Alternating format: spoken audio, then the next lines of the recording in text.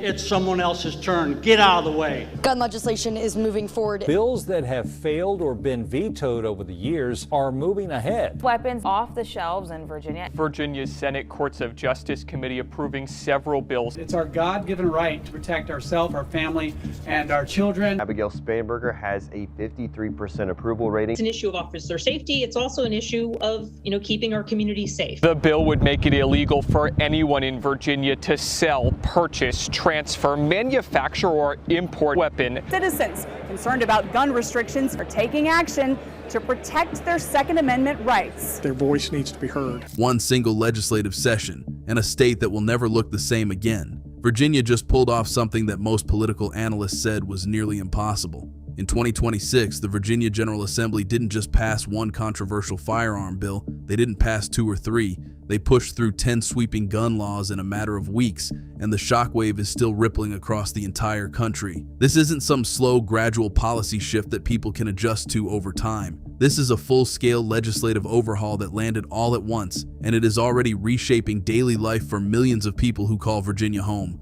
To truly grasp why this matters so much, you need to understand the political backstory that made it all possible. For years, maybe even decades, bills nearly identical to these were introduced, debated, and then killed. They got blocked in committee. They got vetoed by governors who refused to sign them. They died quiet deaths in legislative limbo while advocates on both sides waited for the political winds to shift. Well, the winds didn't just shift in 2026, they turned into a full-blown hurricane. Democrats now hold 64 out of 100 seats in the General Assembly, and for the first time in this particular political alignment, they also control the governor's mansion. That combination creates something rare in American politics, a total lock on legislative power with virtually no procedural roadblock capable of stopping momentum once it starts building. And build it did.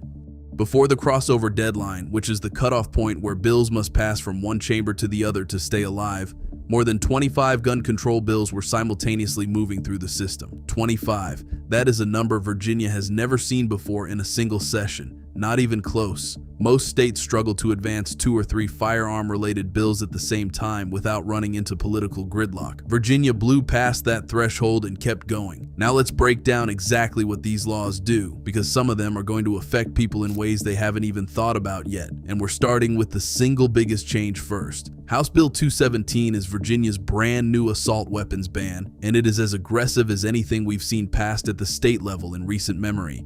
Here's the core of it. If you do not already own one of the firearms covered under this ban before July 1st, 2026, you are permanently locked out. You cannot purchase one. You cannot import one from another state. You cannot have one manufactured or assembled for you anywhere within Virginia's borders. That door is closed and it is not reopening. However, and this is important, if you legally owned a qualifying firearm before that cutoff date, you are protected under what's called a grandfather clause. You keep what you have, but you cannot sell it, transfer it, or pass it along to someone else inside the state. On top of the weapon ban itself, this same law slashes magazine capacity down to a hard ceiling of 15 rounds. Any magazine designed to hold more than 15 rounds of ammunition is now illegal to sell, purchase, or transfer within Virginia. That affects not just future buyers, but also the massive secondary market of accessories and parts that gun owners rely on regularly. And then there's Senate Bill 643, which takes aim at something entirely different but equally consequential. This bill raises the minimum legal age to purchase a handgun or certain semi-automatic rifles from 18 to 21. Think about what that means in practical terms. An 18-year-old Virginian can enlist in the military. They can be deployed overseas. They can be handed a weapon by their own government and sent into combat.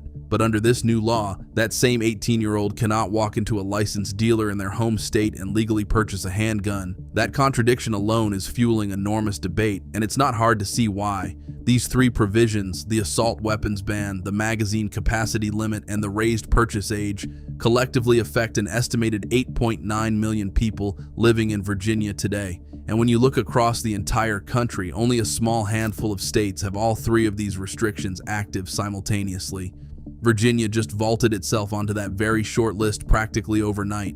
For gun store owners, the impact is immediate and potentially devastating. Every piece of inventory on their shelves has to be reviewed against the new legal framework. Sales processes have to be rewritten, employee training has to be updated, compliance systems have to be overhauled, and all of this has to happen fast, because the penalties for getting it wrong aren't warnings or slaps on the wrist. They're criminal charges. But here's where the story takes a turn that a lot of people aren't expecting. Some of the most impactful laws in this package aren't about what kind of gun you own at all. They're about what you do with it on any given Tuesday afternoon.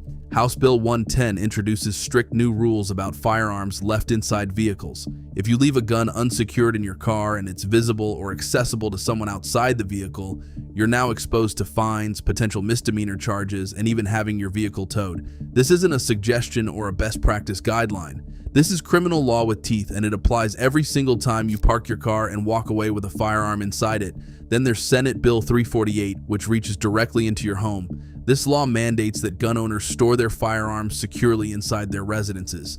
And in certain interpretations of the bill's language, the only storage method that qualifies as legally compliant is a biometric lock system. Not a traditional safe, not a cable lock, a biometric system specifically. If a minor gains access to an unsecured weapon in your household, the criminal liability falls squarely and exclusively on you as the registered owner. No exceptions. No excuses about not knowing the gun was accessible. Virginia currently has roughly 3 million registered gun owners, and every single one of them now has to fundamentally reconsider how they store their firearms at home and how they transport them in their vehicles. These aren't the dramatic, headline-grabbing bans that dominate cable news coverage. These are the quiet, granular regulations that catch everyday people completely off guard, because most gun owners don't think about storage compliance on a daily basis. They think about it when something goes wrong, and by then, under these new laws, it's already too late. Lawmakers who championed these storage requirements pointed to a staggering national statistic during floor debates. Over 4.6 million American children currently live in homes where firearms are kept loaded and unlocked. That number became the emotional and statistical backbone of the argument for both the home storage mandate and the vehicle storage rule. Whether you agree with the legislative approach or not, the data they cited is sobering. And there's another layer to the storage laws that most people haven't fully processed yet. A first-time violation under these statutes doesn't just result in a fine or a brief legal headache. It creates a permanent record entry that can affect future firearm purchases, employment background checks, professional licensing applications, and potentially even your continued legal right to own guns at all. One mistake, one unlocked glove compartment, one afternoon where you forgot to engage the biometric safe before leaving the house, and the consequences follow you for years. Now here's the part of this story that is guaranteed to get explosive in the months ahead. The legal counterattack has already begun, and it started before most of these laws even take effect.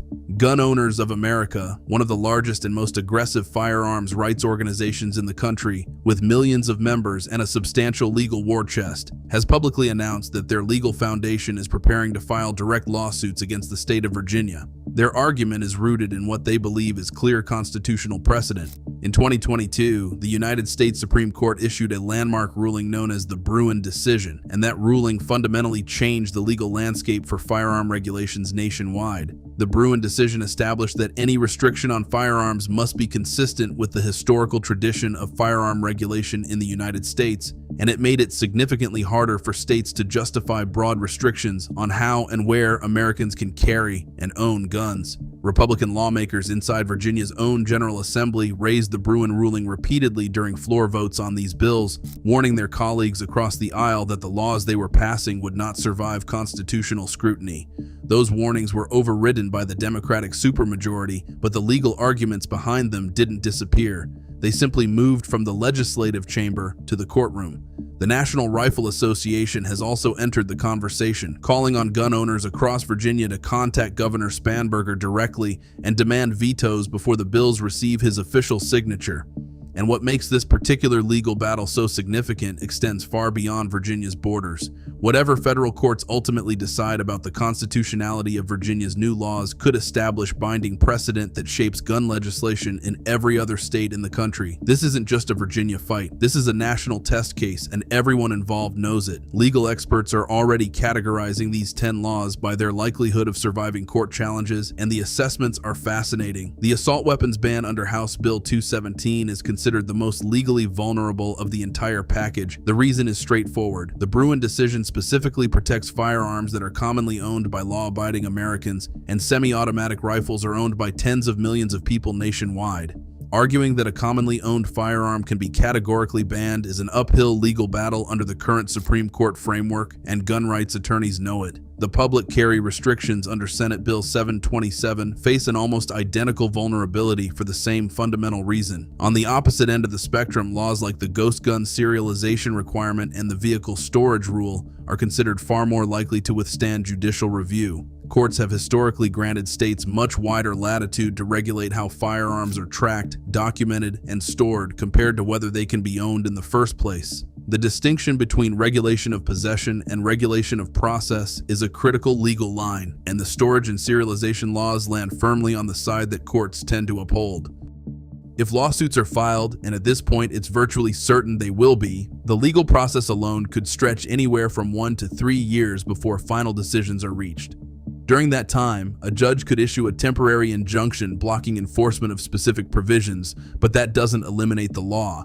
It simply pauses it while the courts deliberate, and every other unchallenged law in the package remains fully active and enforceable in the meantime. For historical context, when Maryland passed a comparable assault weapons ban back in 2013, the legal battle that followed consumed more than 4 years before the ban was finally upheld. And even after that ruling, challenges continue to surface in various forms. Virginia is stepping onto that exact same battlefield, but with one critical difference. The Supreme Court in 2026 has a more conservative composition than it did in 2013, and the Bruin precedent didn't exist back then. Those two factors alone could produce a dramatically different outcome this time around, and legal observers on both sides of the debate are watching with intense anticipation. What every person living in Virginia needs to internalize right now, whether they own firearms or not, is that even if a court temporarily blocks 1 or 2 of these laws, the remaining 8 or 9 stay in full force. Compliance isn't optional during litigation.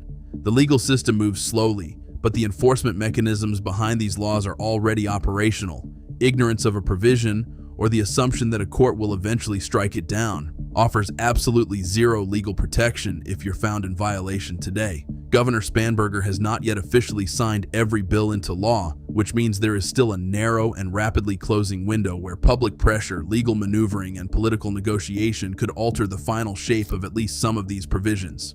But that window is shrinking by the day, and the political will behind this legislative push shows no signs of weakening. Virginia has drawn a line in the sand that other states are already watching closely. If these laws hold up in court, expect a wave of similar legislation across the country within the next 2 years. If they get struck down, it could create a legal shield that makes passing comparable laws nearly impossible anywhere else. Either way, what happened in Virginia in 2026 isn't staying in Virginia. The ripple effects are already spreading, and the outcome of this fight will define the national conversation around firearms for a generation. That's it for today, folks. See you in the next video.